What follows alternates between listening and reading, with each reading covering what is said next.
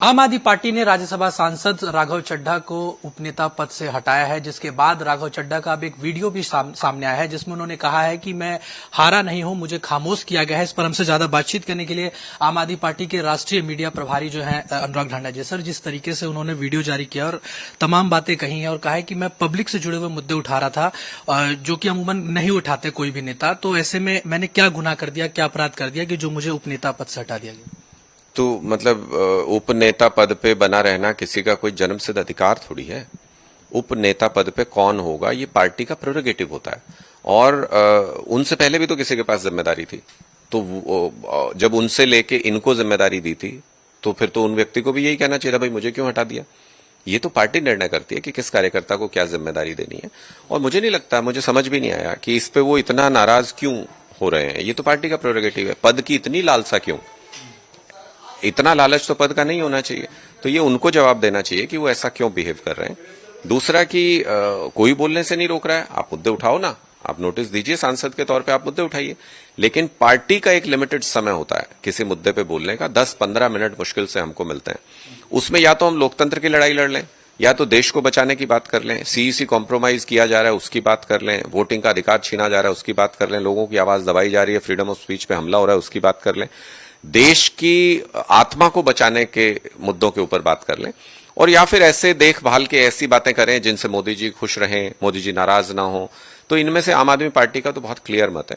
हम तो मोदी की आंख में आंख डाल के देश हित के मुद्दों पे सवाल करने वाली राजनीति करते हैं। आम आदमी पार्टी किसी से डरती नहीं है, निडरता हमारी पहली पहचान है। जो डर गया वो मर गया। तो ये तो राघव जी को जवाब देना चाहिए कि पंजाब से वो सांसद चुन के आते हैं, पंजाब के हजारों करोड़ रुपए केंद्र सरकार ने रोक रखे हैं, हम अपने सांसदों को समय समय पे सब वो मुद्दा उठाते हैं। राघव जी ने आज तक वो मुद्दा क्यों नहीं उठाया? पंजाब के प्रति उनकी कोई जिम्मेदारी नहीं बनती क्या? तो ये तो जवाब उनको देना चाहिए। लेकिन जिस तरीके से उन्होंने कहा कि जो पब्लिक से जुड़े मुद्दे, चाहे एयरपोर्ट की बात करें, चाहे फिर जोमेटो की बात करें, डाटा रिचार्ज की बात करें, ऐसे बहुत सारे मुद्दे बता रहे थे कि मैंने ये जो मुद्दे उठाए पब्लिक से जुड़े, जो कि आज तक कोई ऐसा आम मुद्दे नहीं उठाता है। उनका ये कहना है कि इस वजह से मेरे पर कार्रवाई हुई क्योंकि मैं पब्लिक के मुद्दे उठा रहा था और इसमें गुनाह या अपराध मैंने कैसा क्या किया। भाई क्या कार्रवाई हुई, क्या कार्रवाई हुई? खामोश कर दिया गया उन्हें बोलने। कैसे खामोश? आज कैसे बोले फिर वो, अगर खामोश कर दिया तो बताइए। हमने कोई उनके मुंह पे टेप लगा दी, हमने उनको नजरबंद कर दिया? आज भी तो बोले वो। तो वो सदन के अंदर भी इस तरीके से अपनी जब भी बात रखनी है उनको सांसद के तौर पे रखें। हमने सिर्फ ये कहा है कि एक उपनेता सदन में होना वो एक प्रेरोगेटिव पार्टी का है कि आज हम आपको ये बनाएंगे, आज आपको ये बनाएंगे, आज ये बनाएंगे। वो पूरी पार्टी मिलकर तय करती है।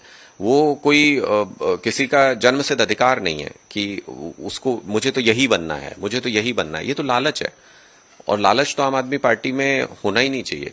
हम तो सबसे पहले अपने कार्यकर्ताओं को कहते हैं पद का लालच मत करना। तो ये जवाबदेही उनकी। और मैं जो मुद्दे बता रहा हूं, मैंने पंजाब के हजारों करोड़ रुपए केंद्र सरकार ने रोक रखे हैं वो मुद्दा बताया, इन्होंने एक बार भी उस पर नहीं बोला। क्या वो देश का मुद्दा नहीं है? पंजाब के लोगों का मुद्दा नहीं है? क्यों नहीं उठाया? आपने एयरपोर्ट की कैंटीन में समोसे सस्ते करने की बात कही, बहुत अच्छी बात है, कहना चाहिए, लेकिन 1000 रुपए एयर टिकट बढ़ गया, आप बोले ही नहीं उसके ऊपर। तो 25 रुपए कम रुपए देके कोई समोसा खा के 1000 रुपए फालतू देके एयरप्लेन में बैठे, आपको मंजूर है, कोई दिक्कत नहीं है। मतलब आप सिर्फ ये देख रहे हैं कि मोदी जी नाराज नहीं होने चाहिए। ये तो जवाबदेही उनकी है कि पिछले कुछ सालों में ऐसा क्या हो गया कि वो मोदी जी के खिलाफ बोलने से डर रहे हैं, घबरा रहे हैं।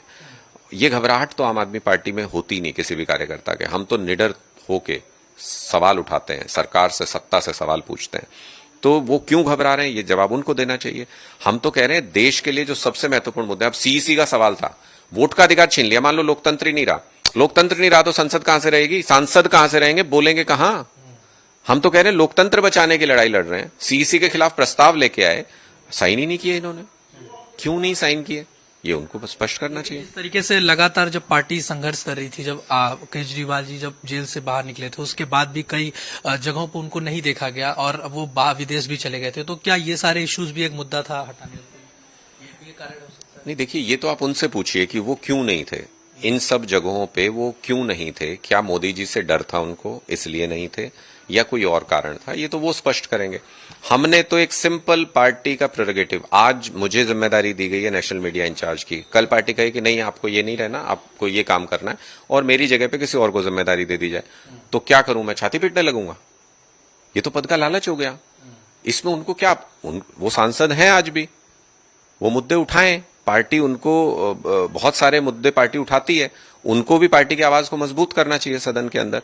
ये तो उनसे सवाल पूछना चाहिए कि वो क्यों नहीं कर रहे ऐसा। जी, जिस तरीके से बीजेपी और कांग्रेस जो इस पर अपना रिएक्शन दे रहे हैं और कह रहे हैं कि केजरीवाल जी पे जो आरोप वो लोग लगा रहे हैं, उस पर आपका क्या कहना है? क्योंकि वो कह रहे हैं कि वो कमजोर हैं केजरीवाल, इसलिए इस तरह की कार्रवाई की, ये बीजेपी कह रही है। और देखिए, बीजेपी कांग्रेस का तो काम है, उनको तो अपनी राजनीति करनी है, तो कुछ ना कुछ वो आज से थोड़ी लगा रहे हैं। उन्होंने तो इतना बड़ा फर्जी केस किया था कोर्ट में, क्या हुआ उसका? फर्जी निकला ना। तो इसलिए बीजेपी कांग्रेस के आरोपों पे मत जाइए, उनके तो झूठे ही होते हैं ज्यादातर आरोप। ये जरूर हमारे मन में सवाल है कि पिछले 1-2 दिन से पूरा बीजेपी का इकोसिस्टम वो राघव चड्ढा जी को प्रोपेगेट कर रहा है, उनके समर्थन में उतरा हुआ है। वो क्यों उतरा हुआ है, वहां किस तरीके की ऐसी क्या बातचीत है, ये जरूर उनको स्पष्ट करना चाहिए। उनके व्यक्तित्व के ऊपर सवाल है। एक अंतिम सवाल है, जिस तरीके से पंजाब में चुनाव भी होने जा रहा है और आप लोग लगातार प्रचार भी कर रहे हैं, तो क्या इसका असर पंजाब की राजनीति पर भी पड़ सकता है? क्योंकि वो पंजाब से आते हैं और बीजेपी, क्या आपको लग रहा है कि बीजेपी से उनकी बातचीत या वो बीजेपी में जा सकते हैं? नहीं, देखिए, हम पंजाब के मुद्दों को लेकर गंभीर हैं, इसीलिए हमने ये कहा कि हर सांसद की जवाबदेही है कि पंजाब का पैसा अगर केंद्र सरकार ने रोक रखा है, पंजाब के लोगों के हक का पैसा, तो उसके ऊपर हर सांसद को आवाज उठानी चाहिए। पार्टी अपने हर सांसद को कहती है आवाज उठाने के लिए। जो सांसद इस बारे में आवाज नहीं उठा रहा है, जिसको मोदी जी को खुश करने की चिंता है या जो मोदी जी से डर रहा है, ये जवाब उसको देना चाहिए। हम तो पंजाब के लोगों के मुद्दों के प्रति गंभीर हैं और गंभीरता के साथ उन पर काम कर रहे हैं। असर तो नहीं पड़ेगा पार्टी में, नुकसान या कोई? पार्टी ने इतने जबरदस्त काम किए हैं पंजाब के अंदर। पार्टी किसी व्यक्ति से थोड़ी होती है, पार्टी तो पूरा संगठन है, व्यक्तियों का समूह है। पंजाब की सरकार ने 5 साल के काम 4 साल में पूरे कर दिए, सारे वादे। तो वहां के लोगों में तो बहुत जबरदस्त प्यार है आम आदमी पार्टी के लिए, और वो प्यार आम आदमी पार्टी के लिए है, वो प्यार अरविंद केजरीवाल जी के लिए, वो प्यार भगवंत मान जी के लिए है। धन्यवाद। तो देखिए, हमने बातचीत करी आम आदमी पार्टी के नेशनल मीडिया इंचार्ज अनुराग ढांगड़ा से। वीडियो जर्नलिस्ट पवन शर्मा के साथ में हिमांशु दुबे, भारत एक्सप्रेस, दिल्ली।